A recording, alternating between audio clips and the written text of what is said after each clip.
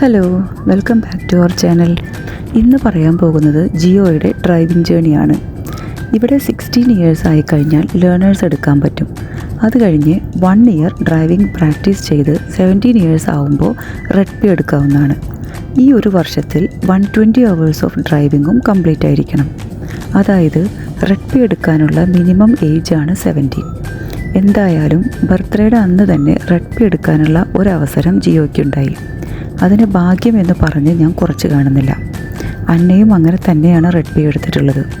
അതിനുള്ള എല്ലാ ക്രെഡിറ്റും അപ്പയ്ക്ക് തന്നെയാണ് കൊടുക്കാനുള്ളത്. ലേണേഴ്സ് എടുത്തതിന് ശേഷം നമ്മൾ എവിടേക്ക് പോയാലും ജിയോ ആയിരിക്കും ഡ്രൈവ് ചെയ്യുന്നത്. അവന് ഡ്രൈവ് ചെയ്യാൻ നല്ല ഇഷ്ടവുമായിരുന്നു. പക്ഷേ ഈ 1 ഇയർ ഒരിക്കലും ഈസി ആയിരുന്നു എന്നെനിക്ക് പറയാൻ കഴിയില്ല.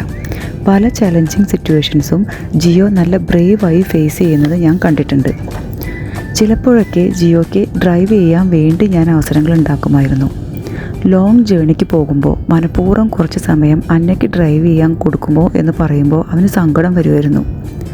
ഇനി റെഡ് പിയിൽ 1 ഇയർ വെയിറ്റ് ചെയ്യണം, എന്നാലേ ഗ്രീൻ പി കിട്ടൂ. എന്നിട്ട് 2 ഇയേഴ്സ് കഴിയുമ്പോൾ ഫുൾ ലൈസൻസ്. അതാണ് ഇവിടുത്തെ റൂൾ.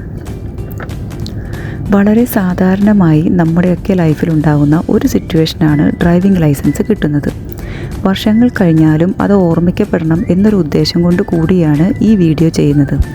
ഇതിലെ വീഡിയോസ് റെക്കോർഡ് ചെയ്യുന്നത് ജിയോ അറിഞ്ഞിട്ടുണ്ടെന്ന് എനിക്ക് തോന്നുന്നില്ല.